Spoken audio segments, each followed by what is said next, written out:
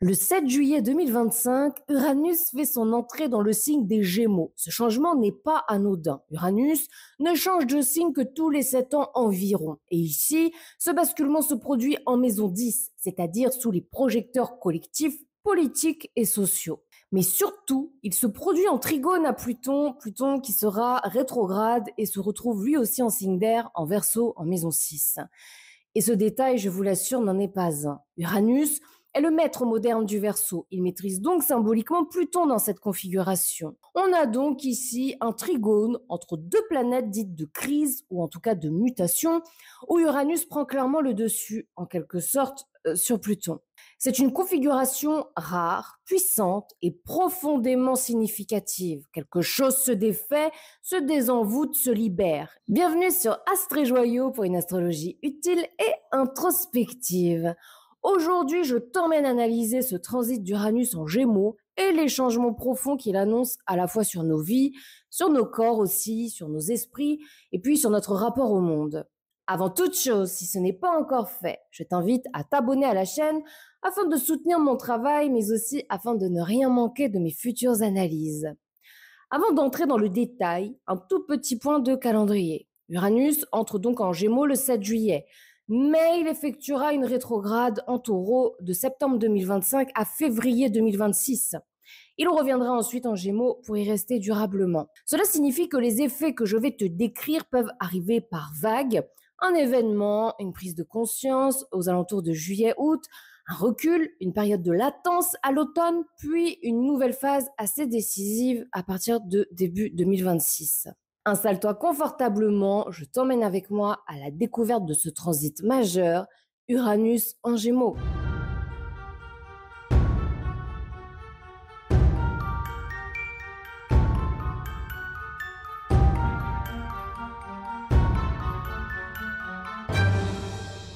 Pour comprendre l'entrée d'Uranus en Gémeaux, il faut d'abord regarder ce vers quoi il pointe immédiatement. Et ce vers quoi il pointe, c'est Pluton, rétrograde en Verseau, en maison 6.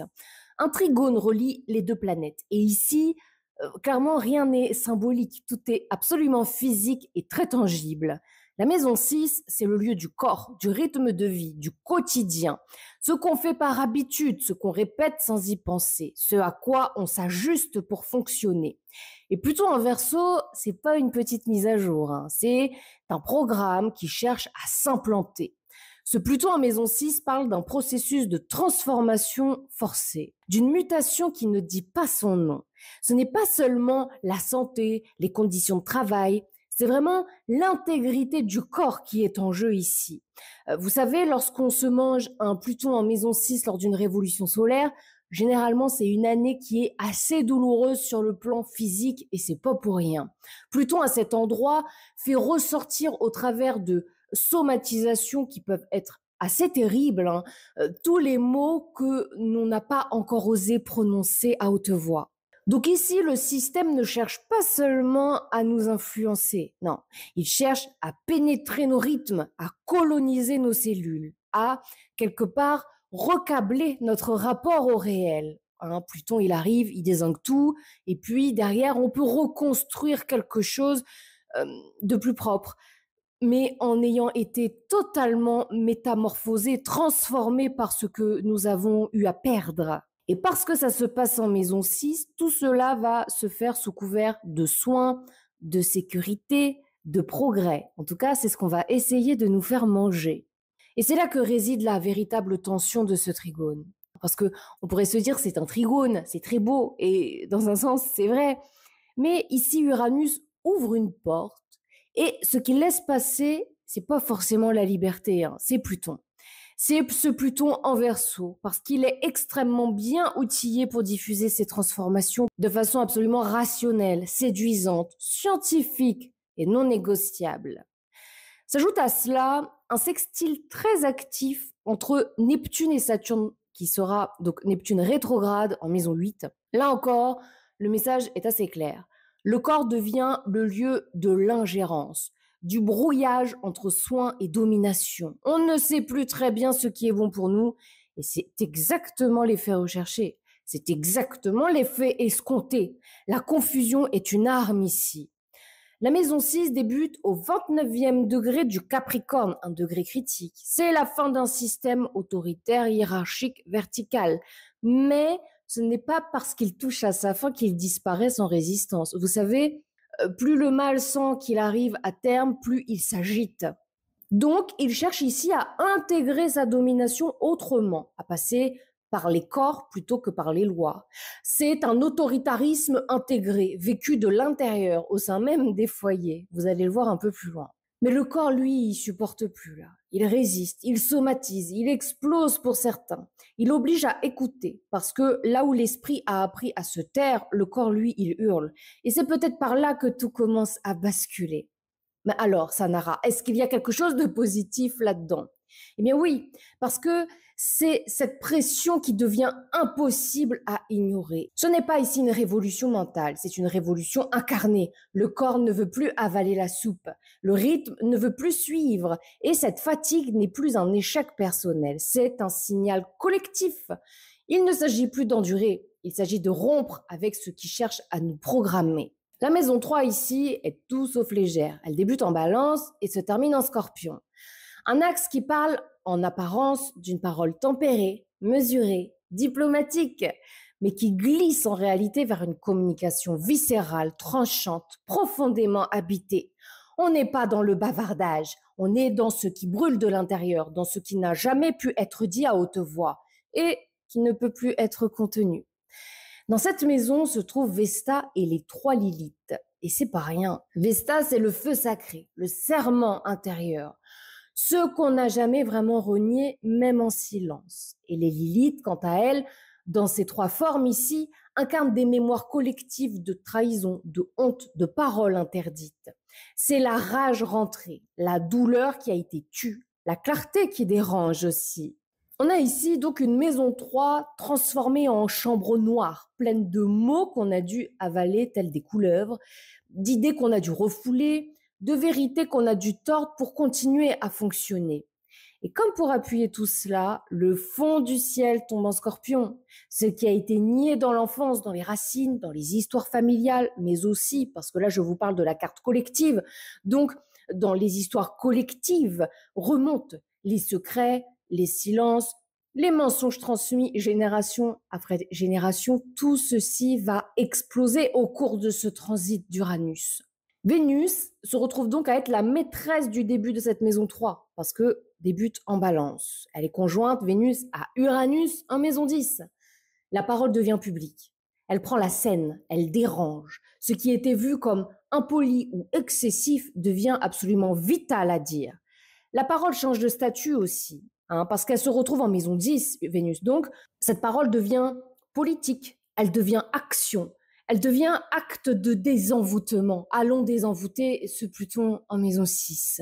Pluton, maître du Scorpion, Pluton, maître de la deuxième partie de cette maison 3 et de la cuspide du fond du ciel en Scorpion. C'est pas une parole franchement thérapeutique ici, c'est pas non plus une confession à demi-mot, c'est un refus de continuer à valider ce qui oppresse.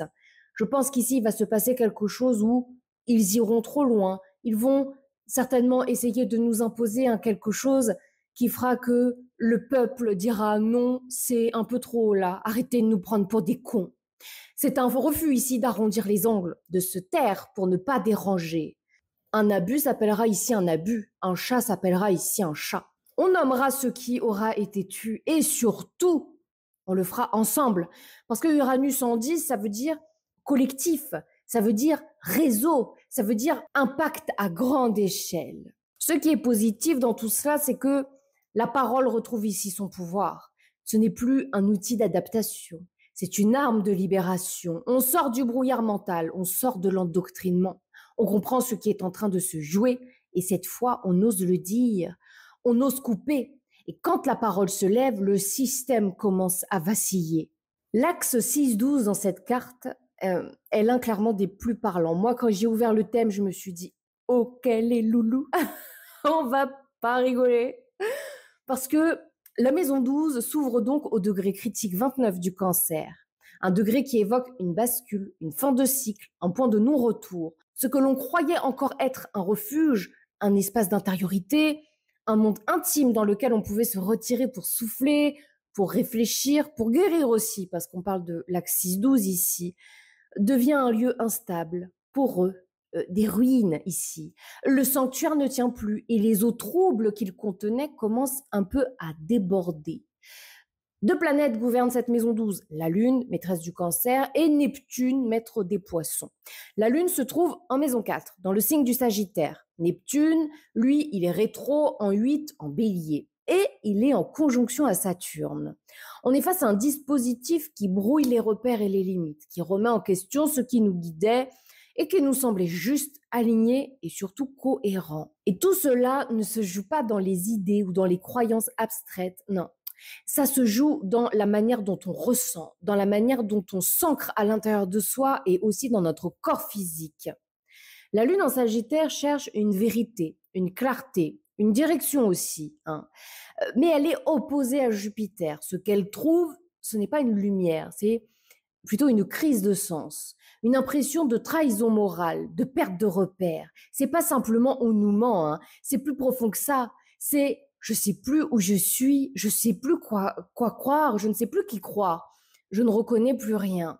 De son côté, la conjonction Saturne-Neptune rétro en 8 évoque un mélange entre structure rigide et dissolution insidieuse. C'est une configuration de contrôle qui ne dit pas son nom non plus. Il n'y a pas grand monde qui dit son nom dans cette carte. Il ne s'agit pas vraiment de chaînes visibles, hein, ça se passe en 8. Il s'agit ici d'un brouillard, parce que Neptune est de la partie, assez permanent, qui anesthésie, qui dérègle, qui fait douter. Neptune en 8, c'est le corps énergétique, c'est l'invisible, c'est la psyché. Conjoint à Saturne, ça devient une tentative de captation, de normalisation. Je dirais même plus de standardisation. Parce que vous savez, on vit dans une civilisation profondément neptunienne. Oh oui, Neptune n'est pas amour, candeur et douceur, contrairement à ce qu'on peut entendre partout, loin de là. Hein? Vraiment, vraiment loin de là. Et donc là, je vais revenir un petit peu sur Pluton rétro en 6, parce que Pluton en 6, c'est une signature de somatisation très intense. Ça, je vous l'ai déjà expliqué en intro. Mais ici, c'est pas simplement un corps qui souffre, hein. C'est vraiment le corps qui devient le théâtre d'un affrontement. Mars, deuxième maître du Scorpion, se trouve en Vierge, en maison 1. Et il renforce cette idée. Mars maîtrise la maison 8, celle donc où siège Neptune, et se place ici dans le signe du tri, du diagnostic, du détail, et en maison 1, celle de l'incarnation. Il y a une tension violente, mais rentrée, quelque chose d'organisé, de chirurgical, qui se passe dans le silence, une violence qu'on ne voit pas, mais qu'on ressent dans la chair. Autrement dit, cet axe 6-12 montre une tentative de prise de pouvoir sur les corps par une technologie qui se veut douce, en tout cas, elle sera vendue comme telle, mais qui est fondamentalement intrusive. Une technologie qui infiltre, qui colonise, sans que l'on sache toujours où ni comment. Et c'est sans doute cela le plus redoutable, vous savez, la confusion entretenue, l'absence de contour net. Paradoxalement, c'est aussi ce qui peut déclencher un réveil.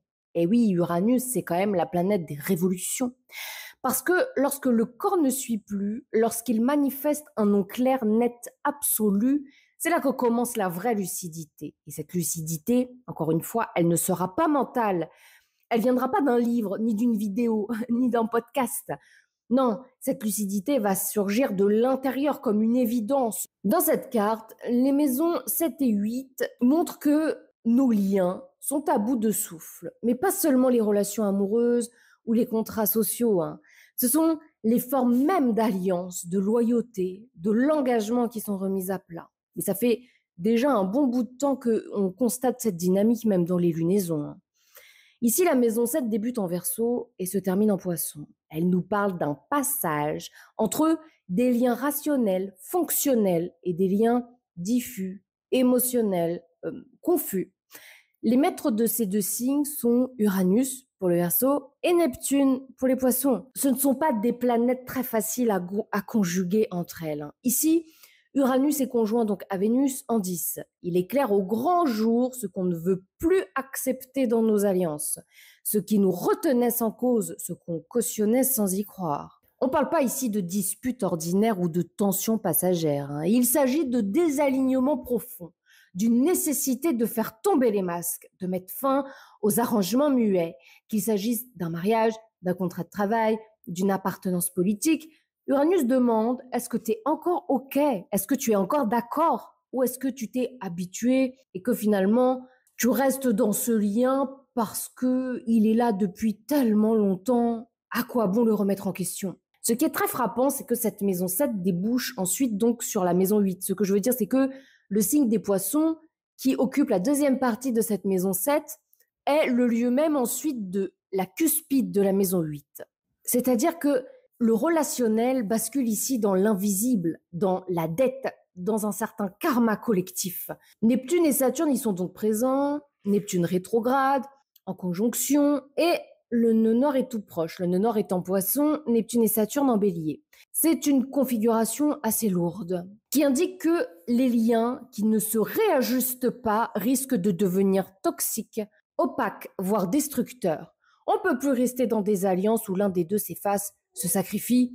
On ne peut plus accepter que l'autre en face utilise son pouvoir pour dominer, pour nous faire avaler des pilules qui impactent en plus, ici dans cette carte, le corps physique, incarné ici par Pluton en maison 6. Mars est le maître du bélier. Dans cette carte, il refuse l'ambiguïté. Il ne veut plus de promesses floues, de relations énergivores, d'accord sur le dos de l'intégrité personnelle.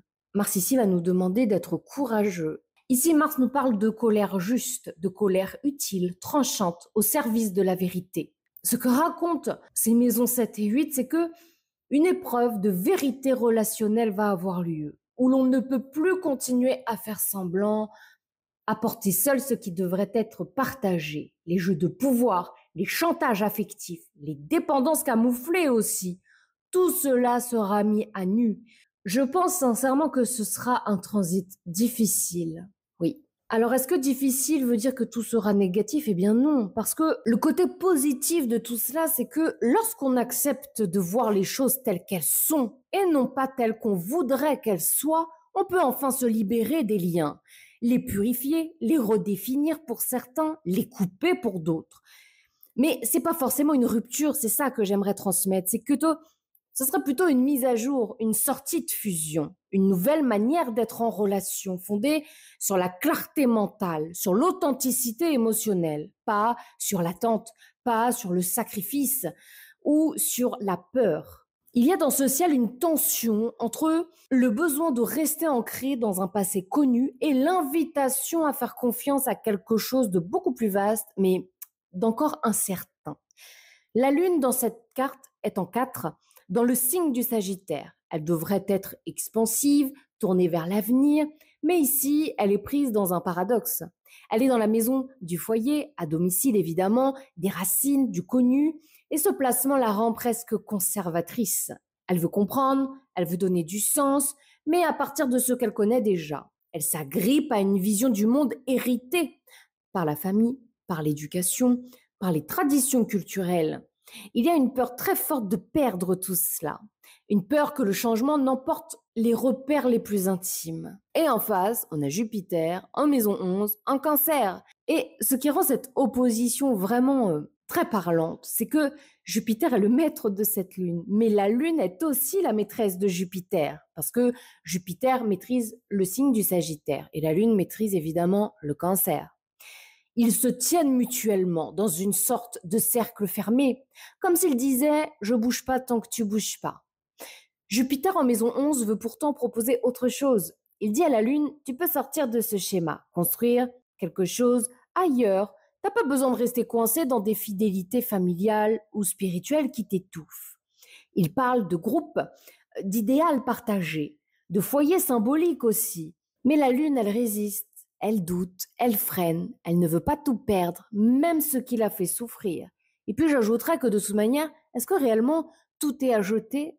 N'est-ce pas dans les vieilles cocottes qu'on fait les meilleures confitures? Au milieu de cette tension, on trouve ici la maison 9, donc celle de la foi, des croyances, du sens, évidemment maîtrisée par Jupiter. Et ici, elle commence en bélier. Donc ici, on y trouve Chiron, Cérès. Cette maison 9 se terminera en taureau. On sent ici une blessure liée à l'autorité spirituelle ou éducative, un rejet d'une doctrine, d'un modèle aussi, d'un discours qu'on veut plus croire. La dissonance, elle est beaucoup trop grande. Entre ce que tu dis et ce que tu fais, il y a quelque chose qui va pas là. Donc moi, la lune, tu vois, pour l'instant, je t'observe et je bouge pas. J'attends de voir ce qui va se passer. Bouge-toi en premier. D'autant que Vénus, maîtresse de cette fin de maison 9, avec le taureau, ben, elle est conjointe à Uranus en 10. Tout ce qui semblait évident va exploser. Cela peut être une rupture avec une idéologie, une religion, un mode de fonctionnement sociétal, avec l'école, même avec une certaine philosophie de vie, hein. On va sentir que croire comme avant, c'est plus possible.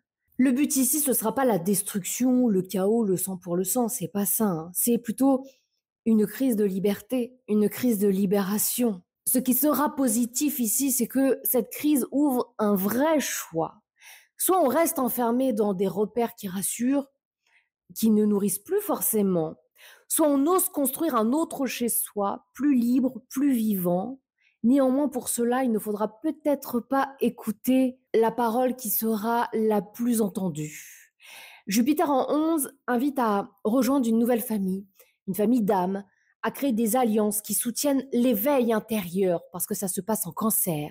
La Lune pourra découvrir que on ne trahit pas ses racines en les dépassant. Au contraire, on les honore en osant les transformer en quelque chose de plus juste, au sens d'adapter aussi à l'époque à laquelle nous vivons, sans tomber dans un extrémisme qui serait absolument, absolument dommageable. Réellement, plus que jamais, il faudra accepter de dire non à ce qui ne nous semblera pas profondément humain.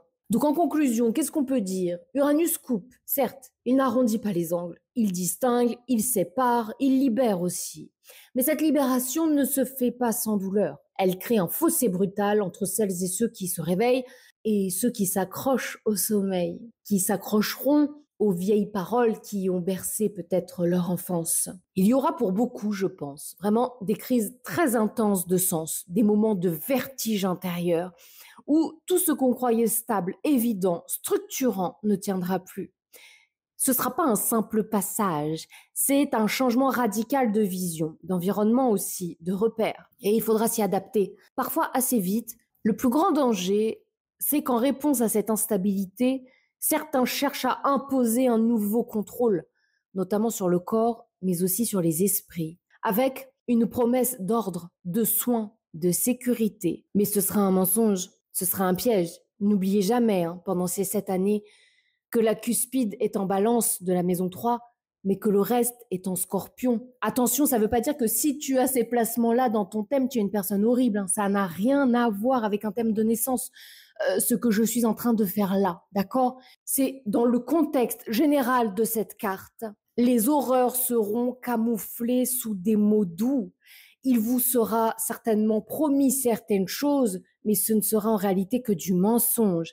À nous d'aiguiser notre discernement, à nous d'oser dire non, à nous d'être courageux. La vraie opportunité, elle sera ailleurs. Elle est dans le fait de penser par soi-même, de parler sans masque, d'agir selon sa propre conscience, même si ça dérange, même si cela isole. Vraiment, ce transit ne demandera pas de l'unanimité, il demandera du courage et surtout, surtout, de rester accroché, peu importe la forme qu'elle prendra pour toi, mais à une foi intérieure. Ce qu'on vient d'explorer jusque-là, c'est donc le climat collectif de l'entrée d'Uranus en Gémeaux. Mais pour comprendre comment ce transit peut t'impacter personnellement, on va maintenant passer à une lecture axe par axe. Pourquoi axe par axe? Eh bien, parce que Uranus transite toujours donc une maison, mais va venir évidemment activer la maison opposée. On parle de transit ici. Donc, autrement dit, ce n'est jamais un seul domaine de vie qui est bousculé, c'est un dialogue entre deux pôles, entre toi et les autres, entre tes possessions et celles des autres, ton quotidien et ton monde intérieur. Dans cette deuxième partie, je vais donc analyser les 6 grands axes concernés par ce transit. Pour chaque axe, je te décris ce qui peut se transformer en profondeur, ce que tu peux éclater, muter, ou même ce qui pourra te surprendre. Si tu veux aller encore plus loin, je te recommande vivement d'écouter l'épisode que j'ai publié sur Uranus dans les maisons natales, parce que Même s'il s'agit donc ici d'Uranus dans une carte de naissance, ça te donnera des clés supplémentaires sur la façon dont Uranus fonctionne dans chaque maison et donc ce qui pourrait être réactivé ou chahuté dans ta vie pendant ce transit. C'est un épisode que j'ai publié exprès avant celui-ci afin que vous puissiez l'avoir directement pour pouvoir évidemment affiner vos prédictions. C'est parti pour l'axe 1-7. Ce que l'entrée d'Uranus en Gémeaux peut bousculer ici. Donc, quand Uranus active cet axe, c'est la question de l'identité versus la relation à l'autre qui devient instable, électrique ou en tout cas mouvante. Le besoin de liberté devient central. La tension entre je suis moi, je suis avec devient insoutenable si elle repose sur de fausses bases ou en tout cas sur des bases qui ne sont pas équitables. L'apparence, le rôle social, la manière dont on se présente et même la manière dont on s'attache peuvent muter, mais alors vraiment brutalement. Ça peut générer littéralement un choc et pour vous et pour votre entourage. Mais vraiment. Quelques exemples factuels. Une personne qui se coupe les cheveux, change de look ou décide de changer de nom sans prévenir personne. C'est ici une rupture avec l'identité. Ça peut être aussi une rupture amoureuse.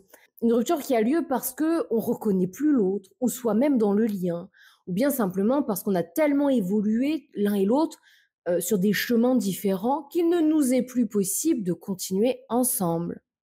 Ça peut être aussi parce que, évidemment, c'est l'axe relationnel, un coup de foudre, pour quelqu'un qui incarne quelque part une nouvelle manière d'être, mais qui vient aussi tout remettre en cause, tout ce qu'on croyait être vrai, tout ce qu'on croyait être durable. Quelques pistes de transmutation. Attention, ce ne sont pas des solutions toutes faites, hein, vous le savez bien. Accepter que l'instabilité est révélatrice. Elle montre ce qui est trop étroit, figé ou qui doit être modifié. Revenir au corps comme baromètre. Ce qu'on ne dit pas dans la relation, le corps va l'exprimer. Réinventer les liens sur des bases beaucoup plus souples, moins fusionnelles. Être ensemble sans se confondre l'un dans l'autre. Pour l'axe de 8, avec Uranus en Gémeaux, ce sont nos repères autour de la sécurité, de l'autonomie et du lien qui peuvent être revisités. L'axe de 8 interroge notre rapport à ce qui nous appartient, argent, corps, compétences, les ressources aussi, ressources matérielles, mais ressources également psychologiques, immatérielles. C'est aussi ce qu'on reçoit ou partage avec les autres, dans la confiance ou dans la peur. Uranus peut venir ici réveiller une zone qu'on n'avait jamais interrogée. Suis-je vraiment libre dans ma façon de gérer mes ressources? Est-ce que je possède ou est-ce que je m'accroche? Est-ce que je donne ou est-ce que je me perds dans la relation? C'est pas toujours une perte, parfois c'est un changement d'équilibre qui permet de retrouver du pouvoir sur sa vie. L'axe de 8, c'est l'axe du pouvoir. Quelques exemples concrets. Une décision rapide autour d'un bien matériel, par exemple une vente ou un achat immobilier, je parle. Ça peut être aussi une rupture de contrat, un besoin de simplifier des choses qui sont factuellement assez compliquées actuellement dans votre vie. Ça peut être un changement de situation financière qui oblige à revoir ses priorités ou à se réapproprier son autonomie. Ça peut être aussi un secret de famille révélé ou en tout cas un événement qui pousse à se poser des questions sur l'héritage qu'on porte. Quelques pistes d'évolution. Faire la différence entre ce qu'on possède et ce qu'on croit devoir garder par peur de manquer. Reprendre la main sur ses ressources, plutôt que de les laisser dépendre des autres ou d'un système. Transmettre, partager, redonner, pas pour s'appauvrir, mais pour alléger ce qui pèse et faire circuler ce qui a de la valeur, faire circuler l'énergie. Je sais que l'axe de 8 peut faire flipper, mais je vous assure que nos plus belles transformations s'opèrent au travers de ce type de transit-là. Et on n'est pas en vacances, les gars. Hein? Je sais que parfois ça peut être épuisant. Oh oui, que je le sais. Mais je vous assure, n'ayez pas peur, c'est un transit qui peut apporter beaucoup de nouveautés intéressantes dans votre existence, dans votre vie. Faites quand même peut-être attention à tout ce qui pourra être accident domestique, notamment si Uranus transite votre maison 2. Attention, le transit va durer des années, donc le but, c'est pas de devenir parano, on est bien d'accord. Mais voilà, soyez quand même vigilants et surtout, je dirais, mature dans votre gestion au quotidien, notamment matériel. On éteint bien le gaz, on fait attention à bien tout éteindre avant de partir, voilà, ce genre de choses. Pour l'axe 3-9, alors ce que Uranus va venir activer ici, donc évidemment c'est l'axe de la pensée, de l'apprentissage, des croyances. La maison 3, c'est le mental immédiat, les échanges quotidiens, c'est la maison des frères et sœurs aussi, du voisinage. La maison 9, c'est le sens global des choses, les convictions, la foi, l'enseignement supérieur. Uranus en Gémeaux ici vient provoquer des chocs cognitifs. Ce que je croyais savoir ou croire vole en éclats. C'est la révolution du langage, des savoirs, des repères intellectuels aussi. Là, Uranus dans cet axe-là peut réellement faire traverser une forme de nuit noire. Ça peut être assez difficile au début, sous ses premiers aspects. Mais il faut être courageux. Il faut accepter parfois de se délester d'éléments qui ne nous correspondent plus. Souvent, ce qui est douloureux, ce qui fait mal, ce n'est pas la transformation, c'est la résistance à la transformation. Quelques exemples concrets. Ça peut être la découverte d'un frère ou d'une sœur cachée, ou une rupture brutale dans le lien à la fratrie. Oui, ça c'est possible. Ça peut être aussi un changement radical d'opinion politique, même spirituelle, voire pourquoi pas religieuse. Ça peut être aussi un départ soudain pour l'étranger, ou un retour imprévu dans un lieu d'enfance. Et d'ailleurs, si c'est le cas, ce sera forcément porteur d'une révélation. Quelques pistes d'évolution. Accepter de désapprendre pour mieux réapprendre. Rester curieux malgré la déstabilisation. Cultiver la souplesse d'esprit et l'écoute réelle au lieu des certitudes. Il faudra faire attention d'ailleurs parce que lorsqu'Uranus est dans cet axe-là, très souvent vous pouvez être mais terriblement têtu d'ailleurs, mais vraiment avoir du mal à trouver cette malléabilité mentale qui pourtant vous sera nécessaire pour traverser ce transit. Ça peut être aussi, pour le coup, ouvrir un espace d'enseignement ou de transmission autour de ce que vous serez en train de déconstruire. Ça pourrait vraiment être très intéressant et vous aider à vous sentir moins seul aussi. Parce que vraiment, c'est un transit qui pourra hautement vous chahuter. Je dis vraiment pas ça pour vous faire flipper. Je ne dis jamais rien pour faire flipper de toute manière. Je dis les choses parce qu'elles sont. C'est tout.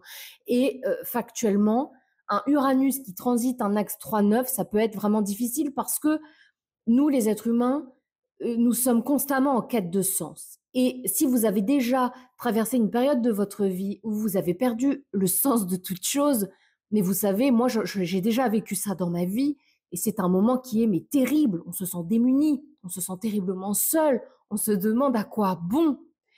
Et puis, lorsqu'on sort de cette torpeur, lorsqu'on accepte le challenge de la transformation, eh bien, on se dit merci. Je suis bien heureux d'avoir accepté ce challenge-là. Alors, courage à vous. Pour l'axe 4-10, Uranus qui va transiter Gémeaux dans cet axe-là peut apporter une espèce de grande révolution.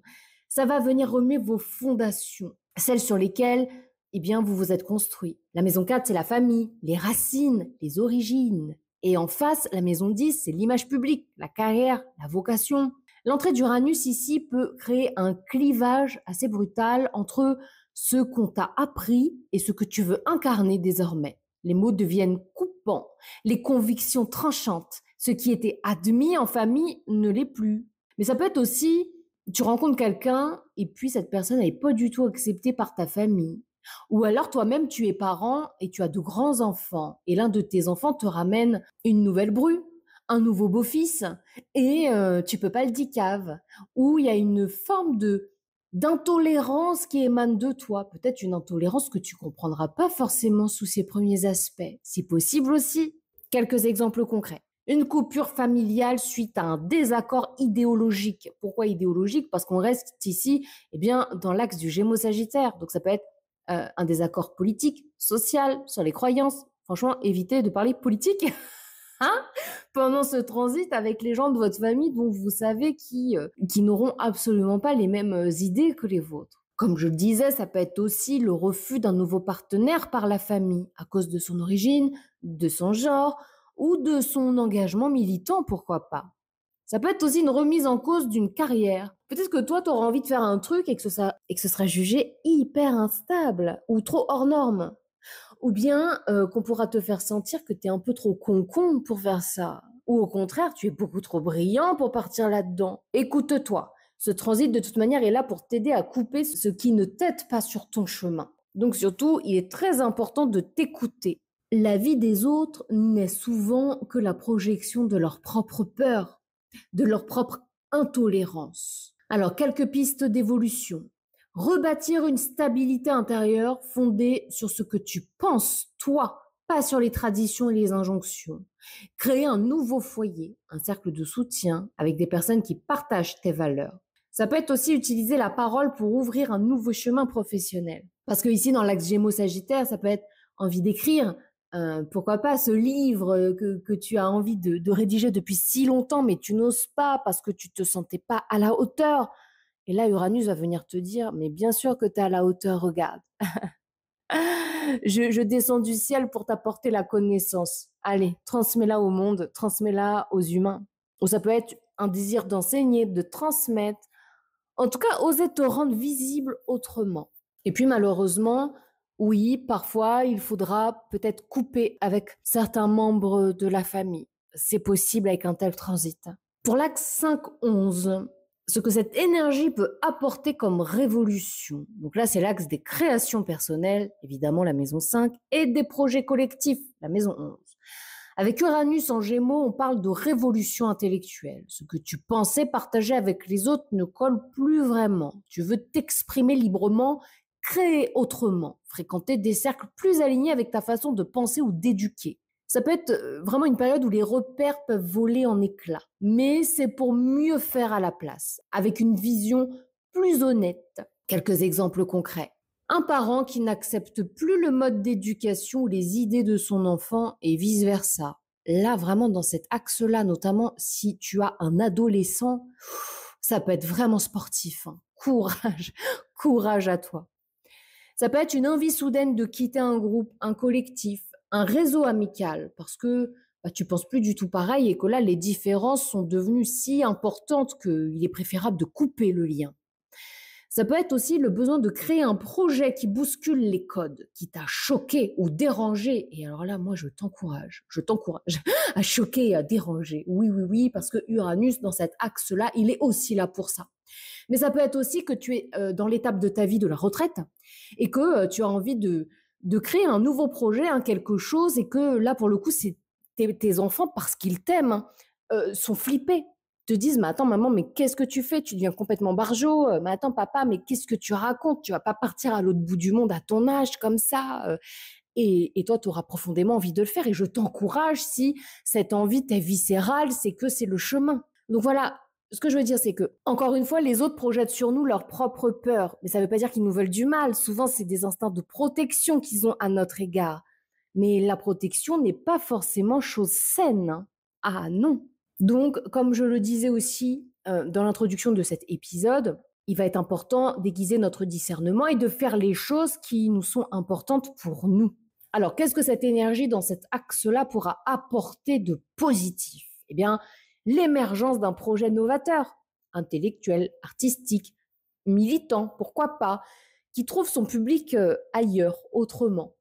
Ou alors, tu sais, là, à quoi je pensais, qu'avec Uranus, dans cet axe-là, c'est aussi Internet. Ça peut être que tu as un certain âge et il te prend l'envie de créer quelque chose sur Internet pour te réunir avec des personnes qui pensent comme toi, mais qui sont aux quatre coins du monde. Ça peut vraiment être quelque chose comme ça aussi. J'allais dire peut-être que tu vas créer ta chaîne YouTube, mais pourquoi pas? Moi, je t'encourage en tout cas à faire ce que tu auras profondément envie de faire. Ça peut être aussi, là, avec un tel transit, de nouveaux liens d'amitié. Des amitiés qui pourront se terminer aussi, se couper, oui. Mais ça peut être aussi, évidemment, la vie n'aime pas le vide. Donc, lorsqu'on coupe quelque chose, il y a autre chose qui arrive derrière. Donc, de nouveaux liens, peut-être plus libres, peut-être aussi plus stimulants intellectuellement. Parce que Uranus, dans cet axe-là, ça va pas rigoler. Hein. Ça va être super chouette de ce côté-là. Avec des personnes qui aimeront penser autrement, un peu comme toi finalement. Ça pourrait être aussi un vrai déclic intérieur sur la manière de transmettre ton savoir, en tout cas ton message, avec une forme ici vraiment de liberté. Pour l'axe 6-12. Alors évidemment, l'axe 6-12, c'est l'axe du service, du soin, du quotidien, du dodo, de l'invisible, de la santé mentale, de la santé tout court, de la santé physique. Donc Uranus en Gémeaux, ici, Les pensées peuvent s'emballer. Les routines qui fonctionnaient jusqu'alors ne fonctionneront plus, certainement. Des croyances limitantes vont émerger assez violemment, mais ce sera positif. Un exemple, il y a quelque chose que tu t'obstines à faire au quotidien et là, tout à coup, mais vraiment, tu vas réaliser que c'est de la perte de temps, que ça te sert à rien et finalement que tu te coupes d'une certaine zone de génie, tu vois. Le cerveau ici peut devenir aussi une machine surchargée. Là, attention à la charge mentale. Trop d'infos, trop de sollicitations, trop de non-dits aussi peut-être, qui pourront venir se matérialiser dans le corps physique. Le corps pourra dire stop pour obliger à décrocher. Quelques exemples factuels. Dans cet axe-là, Uranus peut venir provoquer des burn-out. Le quotidien peut devenir ingérable à force de vouloir tout analyser, tout comprendre, tout contrôler, tout maîtriser. Et là, Uranus va venir te dire, mais tu peux pas, t'es pas une machine en fait. Il va vraiment falloir accepter de déléguer, de couper, de cesser de faire certaines choses qui ne te nourrissent pas et qui te vident. Tu ne peux pas nourrir les autres si toi-même tu as plus de jus. C'est pas possible. Ça peut être aussi une crise de foi, de sens dans le travail, dans le quotidien. À quoi bon faire tout ça? Pourquoi faire? Qu'est-ce que je me fais chier ici? J'en ai ras la casquette en réalité. Ça peut être aussi la résurgence d'insomnie, de troubles psy, de symptômes inexpliqués, avec une impression vraiment que le mental déborde sur le corps. Mais encore une fois, ce ne sera pas quelque chose d'irréversible. Si tu traverses ça, ne t'inquiète pas. Oui, ce sera difficile. Je ne suis pas en train de dire que ce sera facile, mais qui nous a dit que ce sera facile? Personne. En revanche, ce que j'essaie de te transmettre, c'est que bien que certains éléments pourront être difficiles, en tout cas dans les premiers temps du transit, si tu acceptes le changement, si tu acceptes de lâcher, ça se passera super bien. Et tu pourras te créer un quotidien absolument parfait pour l'être humain que tu es à cette étape de ton existence. Ce qui est douloureux, ce n'est jamais la transformation. Ce qui est douloureux, c'est la résistance à la transformation. Accepte de regarder les choses qui te font devenir zinzin. Accepte de regarder les endroits de ton quotidien, de ta vie, peut-être j'allais dire aussi de ta routine de santé, ton alimentation, comment tu dors. Est-ce que tu es adepte aussi de tout ce qui est somnifère, etc. Est-ce qu'il y a quelque chose à repenser autour de ta santé factuelle et quotidienne, qu'elle soit psychologique, physique, émotionnelle? Et accepter de trancher, de couper, de te séparer d'éléments qui te vampirisent, d'éléments qui te tuent quelque part à petit feu. Il va falloir accepter le changement avec un Uranus à cet endroit, mais comme partout. Mais ce que je veux dire, c'est que oui, factuellement, ça peut être quand même difficile. Bon, on va dire, j'aurais dit ça dans tous les axes. Oui, Uranus n'est jamais, jamais un transit très facile, on va pas se mentir. Néanmoins, lorsqu'on accepte de lâcher, évidemment, au début, le premier réflexe de l'humain, moi compris, pour tout le monde, c'est la résistance. Mais une fois qu'on accepte de lâcher prise, d'écouter les mots, et là en l'occurrence pour toi dans cet axe-là, ce seront les mots du corps, ce seront les mots psychiques, ce seront aussi les rêves, très très très important les rêves. Vraiment, je t'encourage, je ne l'ai pas répété à chaque axe, mais ce sera important d'aller écouter mon épisode d'Uranus en maison par maison. Je l'avais enregistré avant cet épisode exprès, je savais que j'allais enregistrer cet épisode-là parce que j'ai été très concrète, très précise. J'ai donné beaucoup d'exemples pour chaque maison. N'hésite pas à aller l'écouter. Parce qu'il y a quelque chose que j'ai expliqué dans cet épisode, c'est que Uranus, c'est la connaissance des dieux. Et si par exemple, là, dans ce transit, pour toi, ça se passe en maison 12, c'est quand même la connaissance des dieux qui va arriver dans ta maison de l'inconscient, des rêves, etc. Tu pourras avoir une connexion au divin qui pourra être extrêmement intense pendant cette période. C'est pour ça aussi que je te parle de lâcher prise dans le sens accepter de couper, de lâcher, de traverser la douleur, parce que ce ne sera pas pour rien. Derrière, il y a une forme de libération, peut-être quelque chose que tu n'auras jamais vécu encore dans cette vie. Vraiment, c'est très beau, c'est très très beau. Nous arrivons à la fin de cet épisode. Je te remercie du plus profond de mon cœur d'avoir écouté cet épisode jusqu'ici. N'oublie pas d'aller écouter l'épisode d'Uranus maison par maison au natal parce que ça va te permettre de comprendre un peu mieux le transit d'Uranus dans la maison qui sera concernée chez toi. Aussi, je te mets dans la barre de description le lien vers ma newsletter n'hésite pas à t'abonner. Je ne te spamme pas toutes les semaines de mails qui servent à rien, pas du tout. Néanmoins, c'est par là que je t'annonce les ouvertures de mes créneaux d'analyse, aussi lorsqu'il y a des nouveautés. Et puis, je ne sais pas si tu es au courant, mais je travaille sur la création de formations pour transmettre mon savoir en astrologie, transmettre ma propre méthode, ma propre technique d'interprétation. C'est un travail qui me demande vraiment beaucoup d'énergie depuis plusieurs semaines. Et en même temps, c'est quelque chose d'assez incroyable à vivre. En tout cas, c'est par le biais de la newsletter que je préviendrai en premier lieu, évidemment, les personnes qui sont intéressées. Donc, n'hésite pas à t'abonner. C'est tout pour moi. On se retrouve très bientôt pour un tout nouvel épisode. Et comme toujours, prends grand soin de toi.